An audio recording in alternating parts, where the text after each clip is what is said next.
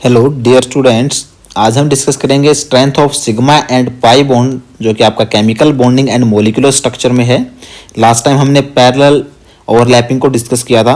उसके बाद आपका सिग्मा और पाई बॉन्ड में आपका कौन सा स्ट्रॉन्गर बॉन्ड है और कैसे है, ये हम आज आपका डिस्कस करने वाले हैं। ठीक है, so sigma bond is more stronger than pi bond. आपका सिग्मा बॉन्ड जो है वो ज़्यादा स्ट्रॉन्ग होता है पाई बॉन्ड के कंपैरिजन में। क्यों होता है? उसके लिए जो आपका पहला जो रीजन है वो है extent of overlapping.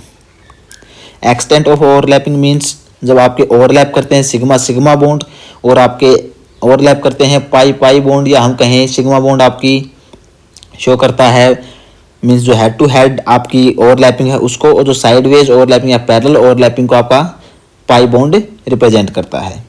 So axial overlapping होती है आपकी, और साइडवेज ओवरलैपिंग मीन्स आपका एक्जियल ओवरलैपिंग क्या होती है, ज़्यादा स्ट्रॉन्ग होती है as comparison to sideways. Means आपका जो सिग्मा बॉन्ड है वो ज़्यादा स्ट्रॉन्गर है pi bond means sideways overlapping से। तो strength is directly proportional to extent of overlapping. जितनी आपकी ओवरलैपिंग ज़्यादा होगी उतनी ही आपका जो बॉन्ड बनेगा वो स्ट्रॉन्ग बनेगा। सो ये आपका सिग्मा बॉन्ड है, हमने ओवरलैपिंग में देखा था। यहाँ आपकी ओवरलैपिंग होगी head to head.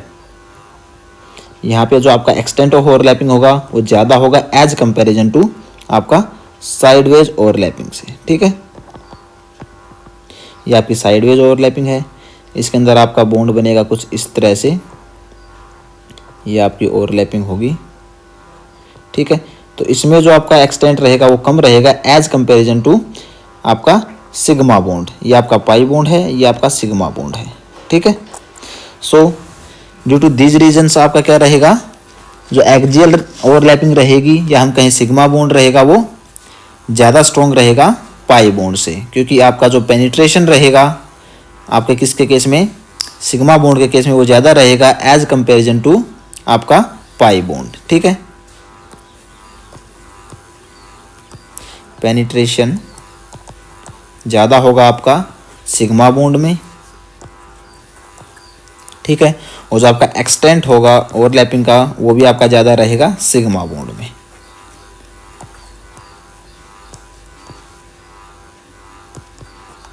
Extent of overlapping is more in sigma bond. ठीक है, नेक्स्ट है आपका एनर्जी और रिपल्शन। जो रीजन जिसके लिए आपका जो सिग्मा बॉन्ड है वो ज़्यादा स्ट्रॉन्ग है आपका पाई बॉन्ड के कंपैरिजन में, उसके लिए सेकंड रीजन आपका रहेगा एनर्जी और जो है आपका रिपल्शन। ठीक है, so repulsion is minimum between the nuclei because electron cloud is present between nuclei. जो आपका रिपल्शन रहेगा वो आपका मिनिमम रहेगा आपके न्यूक्लियाई के बीच में, क्योंकि जो इलेक्ट्रॉन क्लाउड है वो न्यूक्लियस के बीच में होता है। किसके केस में? आपके सिग्मा बॉन्ड के केस में। ठीक है, सिग्मा बॉन्ड के केस में आपका क्या रहेगा, रिपल्शन रहेगा मिनिमम, क्योंकि जो आपका इलेक्ट्रॉन क्लाउड होता है वो आपका प्रेजेंट होता है न्यूक्लियस के बीच में। ठीक है, न्यूक्लियस के बीच में आपका जो सिग्मा बॉन्ड प्रेजेंट रहेगा मीन्स इलेक्ट्रॉन रहेंगे, तो आपका जो है प्लस ये आपका पॉजिटिव चार्ज होता है न्यूक्लियस के ऊपर, और इलेक्ट्रॉन आपके प्रेजेंट होते हैं दोनों न्यूक्लियस के बीच में, तो आपका प्लस और माइनस पॉजिटिव और नेगेटिव अट्रैक्शन फोर्सेज रहेंगे, तो रिपल्सन आपका कम रहेगा, दोनों अट्रैक्ट रहेंगे एक दूसरे के साथ। ठीक है, अगर हम वहीं बात करते हैं आपके पाई ओवरलैपिंग की, या हम कहें आपका जो साइडवेज ओवरलैपिंग होती है उसके बारे में, तो यहाँ पे आप देख सकते हैं ये आपका न्यूक्लियस है, ये आपका सेकंड न्यूक्लियस है, और यहाँ पे जो आपकी साइडवेज ओवरलैपिंग होती है जैसा कि आप जानते हैं वहाँ आपका जो इलेक्ट्रॉन क्लाउड होता है वो आपका अबोव द एक्सिस होता है और बिलो द एक्सिस होता है। ठीक है, मीन्स आपके जो न्यूक्लियस होते हैं उनके बीच में इलेक्ट्रॉन प्रेजेंट नहीं होते, वहाँ आपका क्या बनता है कि नोडल प्लेन बनता है। नोडल प्लेन जैसे हम लास्ट टाइम डिस्कस कर चुके हैं, नोडल प्लेन वो प्लेन होता है जहाँ आपका इलेक्ट्रॉन की कंसंट्रेशन 0 के बराबर होती है। ठीक है, means both nuclei are directly connected. जो आपके न्यूक्लियाई होंगे, ठीक है, ये डायरेक्टली कनेक्ट होंगे, इनके बीच में कोई इलेक्ट्रॉन की प्रेजेंट नहीं होगी। सेम चार्ज होने के कारण इनके बीच में क्या हो जाएगा, आपका रिपल्शन ज़्यादा हो जाएगा, more repulsion. Both nuclear directly connected हैं, रिपल्शन ज़्यादा रहेगा।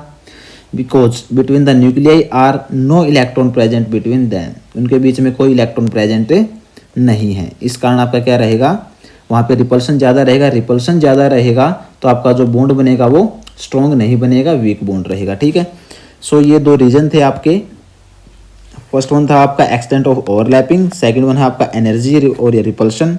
एनर्जी उन दोनों के बीच में आपकी जितनी कम होगी उतना ही आपका बॉन्ड क्या रहेगा, वीक रहेगा। ठीक है, मीन्स अट्रैक्शन और रिपल्शन, यहाँ अट्रैक्शन ज़्यादा रहेगा तो आपकी एनर्जी आपकी कम प्रेजेंट रहेगी। ठीक है, यहाँ पे अट्रैक्शन कम है या एनर्जी कम है तो रिपल्शन आपका ज़्यादा रहेगा। ठीक है, so sigma bond is stronger than pi bond, तो सिग्मा बॉन्ड आपका स्ट्रॉन्गर होता है पाई बॉन्ड से। ठीक है, सो ये था आपका strength of sigma and pi bond, जिसमें आपने देखा कि आपका जो सिग्मा बॉन्ड है वो ज़्यादा स्ट्रॉन्गर है as comparison to pi bond. Means आपकी जो हेड टू हेड आपकी ओवरलैपिंग होती है, या हम कहें एक्सियल ओवरलैपिंग, आपकी स्ट्रॉन्गर होती है पैरेलल से।